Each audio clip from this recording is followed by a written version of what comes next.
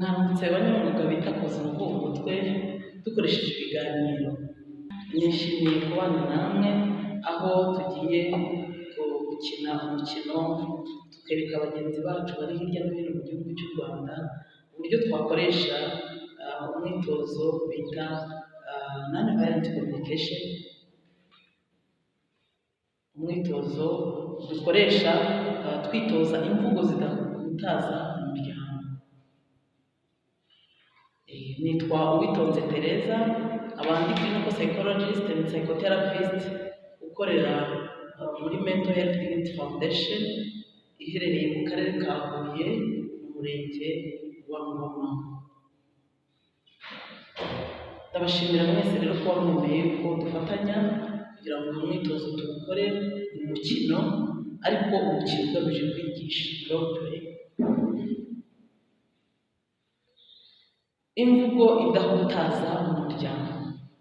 Gukoresha imvugo idahutaza mu muryango ni umwe mu myitozo udufasha kugira ngo dushobore kubana mu mahoro, dukumire amakimbirane no guhohoterana mu muryango, abantu babane mu mahoro, ari nako kandi bubaka ubuzima bwabo bwo mu mutwe. Kuko bimwe mu bisenya ubuzima bwacu bwo mu mutwe ni uguhohoterana biturutse ku makimbirane tuba twagiranye mu muryango ariko atabonewe ibisubizo bikwiriye. Umwitozo rero wa non-violent communication ukoresha imvugo idahutaza, idakomeretsa, byadufasha kugira ngo tugere ku byo dukeneye ariko byo twubaka, buri umwe wese akamererwa neza, akubaka ubuzima bwe bwo mu mutwe. Kugira ngo nk'uko mubibona rero imbere yacu hari bimwe mu byo dukenera mu muryango, dukenera nk'abantu, human need. Uko umuhanga yabigaragaje, Marshall Rosenberg yatweretse ibyo dukenera nk'abantu, ariko ibi dukenera nk'abantu nabyo biba intandaro yo kuba twagirana amakimbirane no guhohoterana. Reka twitoze kubishaka, kubigeraho mu mahoro, buri umwe wese muri twe nk'abantu tugubwe neza, cyane cyane mu miryango yacu. Biragaragara ko muri iki gihugu cyacu cy'u Rwanda amakimbirane mu muryango ni menshi, aho abashakanye babana nabi hagati yabo, ariko iyo ugenzuye usanga ibyo bapfa ni ibi nyine umuntu akeneye. Mu muryango turasanga nanone amakimbirane hagati y'abana, nabwo iyo ugenzuye usanga ibyo bapfa ni ibi nyine ibyo umuntu akeneye. Hagati y'ababyeyi n'abana nabo hari amakimbirane mu muryango wacu nyarwanda, ndetse bikatugeza no ku guhohoterana, ariko usanga nanone ibyo dupfa ni ibi ngibi nyine umuntu akeneye. Hagati y'abakuru n'abato mu muryango nabwo usanga bafitanye amakimbirane anabageza ku guhohoterana, ariko nanone iyo ugenzuye nkatwe twita ku bafite ibibazo byo mu mutwe, clinical psychologist, iyo tugenzuye n'ubundi dusanga ibyo bapfa ni ibi umuntu akeneye, human need. Human need rero ni ikintu gikomeye. Ni byiza yuko dusobanukirwa ibyo dukeneye, hanyuma twarangiza tugashakisha uko tubigeraho mu buryo bwiza, mu mahoro. Ababyeyi bakabana neza n'abana, abana bakabana neza hagati yabo, abakuru n'abato mu muryango,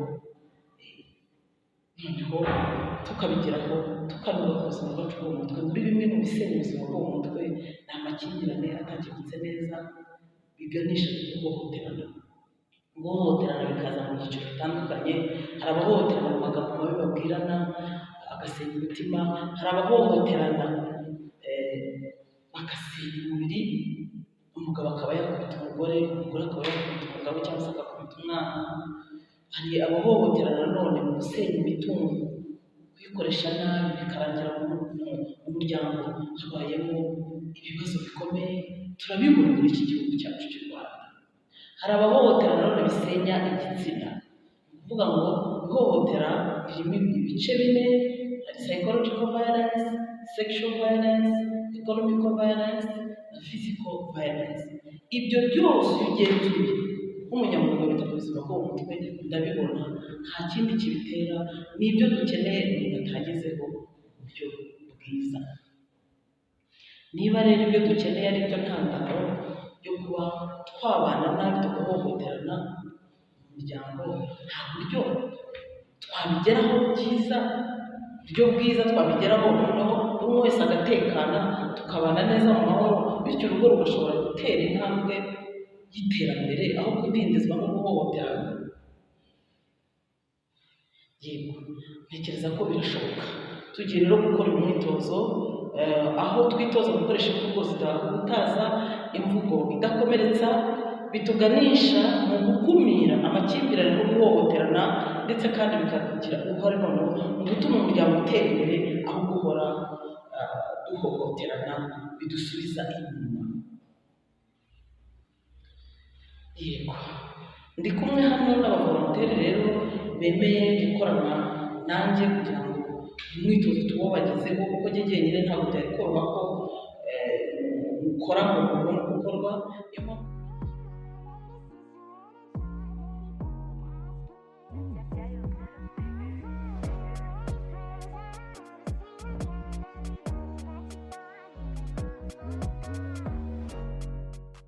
tugiye rero gukora umwitozo wo gukoresha imvugo idahutaza, imvugo idakomeretsa umuryango. Kugira ngo dukore uyu mwitozo turifashisha udukarita murimo mubona hano hasi twanditseho bya bindi byose dukeneye, nk'uko wa muhanga nababwiye Marshall Rosenberg yabigaragaje. Nawe ni psychologist w'umunyamerika, yagerageje kuvumbura uyu mwitozo wafasha abantu kubana mu buryo budahutaza hakoreshejwe iyo mvugo idahutaza. Ndabasaba rero umwe wese mu gukora uyu mwitozo, ndabasaba umwe wese ari hano gutambuka agahitamo muri rutonde rw'ibyo dukeneye twarambitse hasi.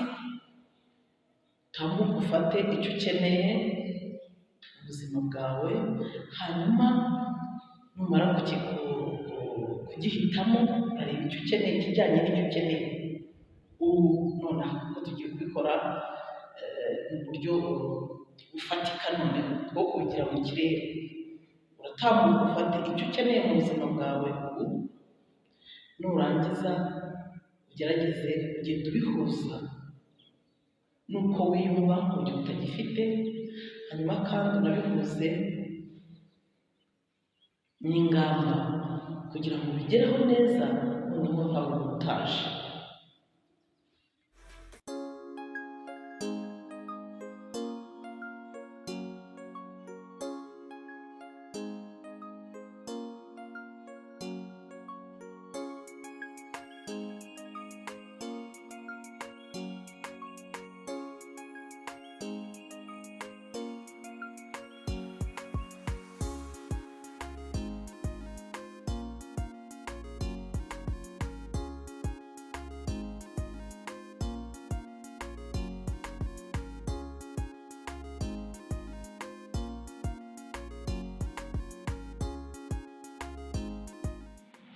Buri wese yashoboye kubona icyo akeneye. Njyewe natomboye cyangwa se ndabona icyo nkeneye muri aka kanya ni ugusobanukirwa.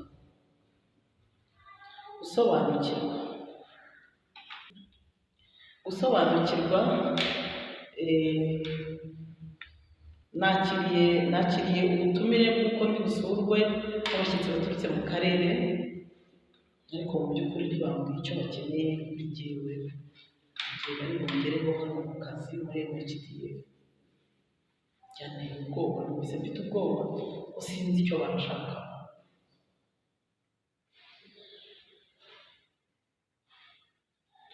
Ingamba rero mfite, ndumva ndi buhamagare nkavugana nabo nkabasobanuza mu by'ukuri icyo bankeneyeho. Ese ntegura iki, ni iki baza kureba, ese ni ibiki bari bumbaze kugira ngo nanjye mbitegure, bityo nze kuba mpagaze mu mwanya wanjye nabo bari mu mwanya wabo. Guhamagara tukaganira n'abayobozi b'akarere bari busure. Iyo niyo ngamba mfite. Turakomeza n'abandi namwe ko nanjye nasanze mu buzima bwa buri munsi nkenera ibyo kurya. Igihe rero bitabonetse numva nacitse intege umubiri wose, numva ntatekanye. Nahisemo rero gukura amaboko mu mufuka ngakora, ndetse nkagerageza no kwizigama kugira ngo njye nkora mfite ibyo kurya.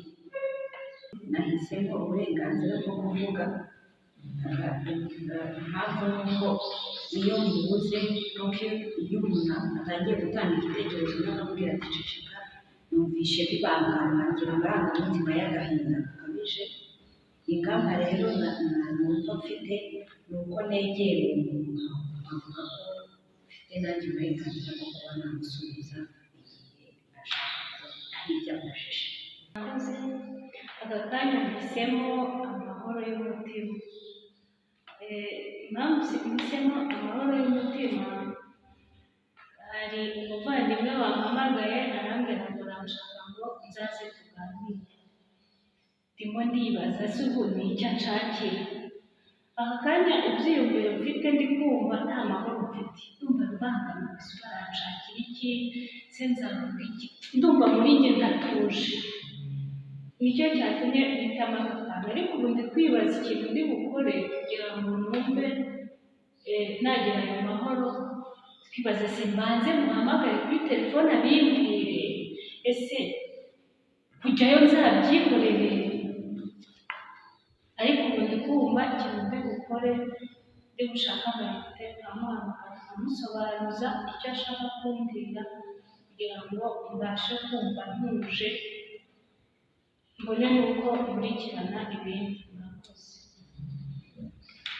Murakoze.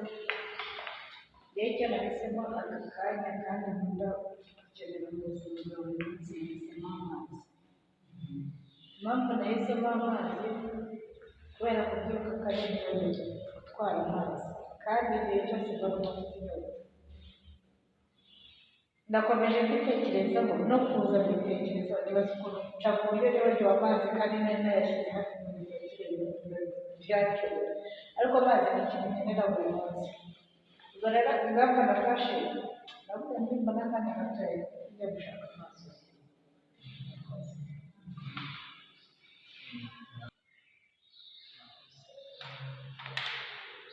Murakoze. Mu byo nabonye ngeneye, nabonye ngiye kuruhuka. Muri icyo ukuntu numva meze, numva mu buzima bwanjye ncitse intege, numva ndushye, numva muri njyewe nta mahoro mfite, umutwe ukandya, rimwe na rimwe ngahora nishimye, numva ndatekanye, numva ndabihiwe, numva ndananiwe, rimwe na rimwe numva mfite ubwoba. Mu ngamba zo gushaka gusohoka muri ibyo ngibyo, numva nagombye kuganira na bagenzi banjye, tugahana gahunda y'ibyo turi gukora, tugashyira hamwe. Murakoze. Murakoze. Nanjye nahitamo aho kugira gahunda. Mu buzima bwa buri munsi dukorana n'abantu, tugahana amasaha n'igihe.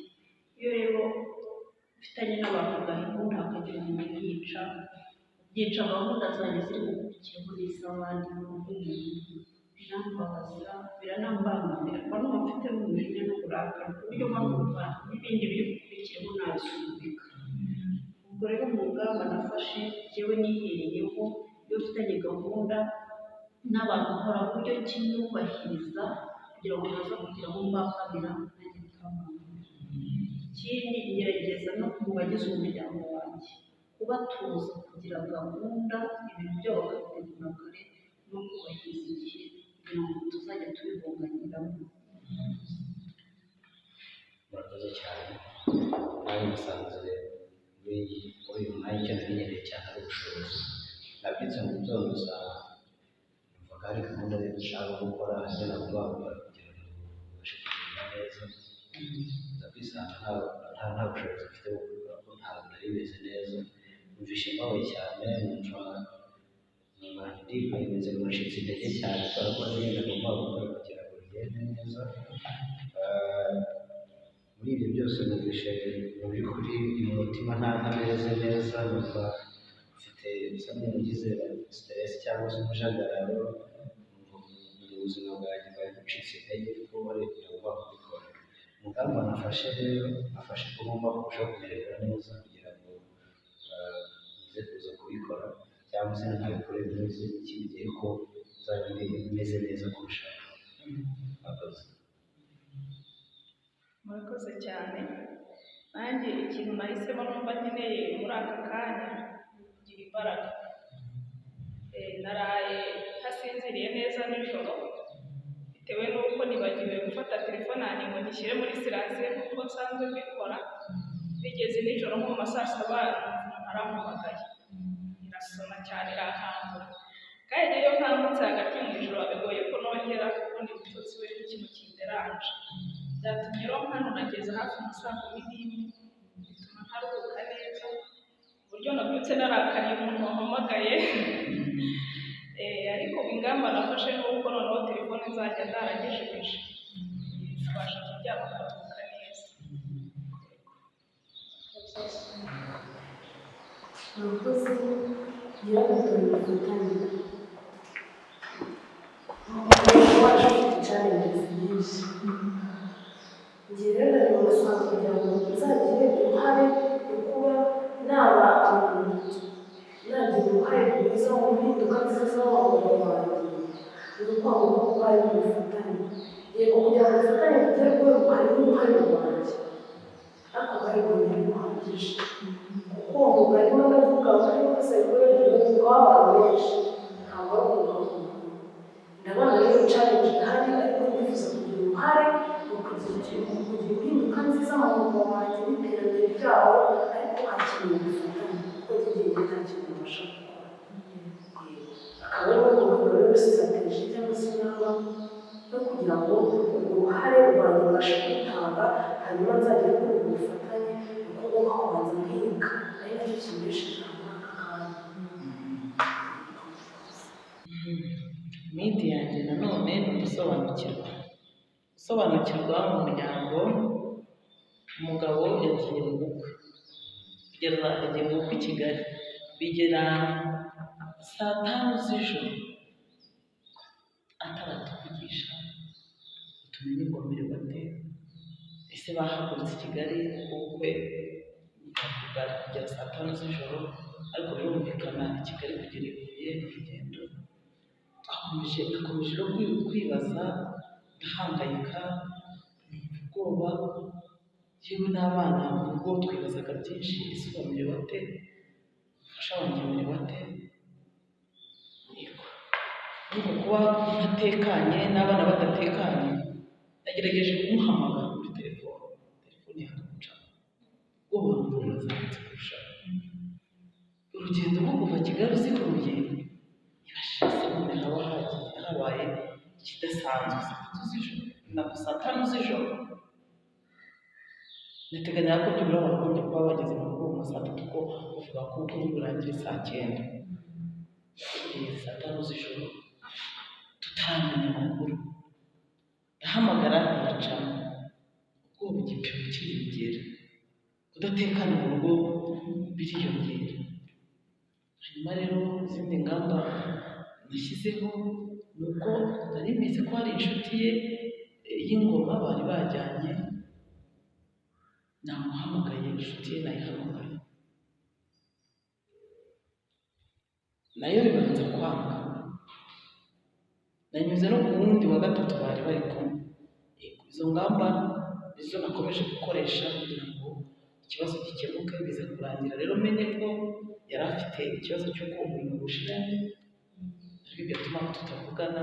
Ariko bagenzi be twavuganye, uwa kabiri twavuganye birakunda, tugenda dutekanaho gakeya. Umutekano bigiye biza buke buke kugeza ubwo nyine turindiriye, twafashe ingamba zo kwicara tukamurindira kugeza ageze mu rugo. Yego, nyuma rero y'uno mwitozo wo gukoresha imvugo zidahutaza, imvugo zidakomeretsa mu muryango, biragaragara yuko ibyo dukeneye ni byinshi. Buri umwe wese nk'ikiremwa muntu, ibi mubona biri hano hasi byose turabikeneye. ariko gusa igitandukanye ku muntu n'undi ni uko tutabikenera rimwe. Muri aka kanya ashobora kuba akeneye gusobanukirwa, wowe ukeneye kwiga, undi akeneye gusinzira, undi akeneye kuruhuka, nk'uko ingero zitandukanye twagiye tuzibona. Yewe hariho n'ibyo tutashoboye kuvugaho kubera yuko ni umwitozo gusa umurikira abantu kugira ngo barebe ukorwa. Turabashishikariza rero clinical psychologist muri hirya no hino mu gihugu cyacu cy'u Rwanda. Murabizi ko clinical psychology ni umwuga urimo kwishakashaka, biradusaba ko tugenda twigishanya, buri wese icyaza akagihereza undi, noneho bityo tukagira tekinike nyinshi zitandukanye zari zidufasha gufasha abantu mu buryo butandukanye, kuko nabo abo dufasha bo bakiriya bacu ntabwo bose baza igihe cyose bafite nidi zimwe, ariko byibura umwitozo dukoze na nidi zitandukanye ntekereza ko hari icyo twigiyemo.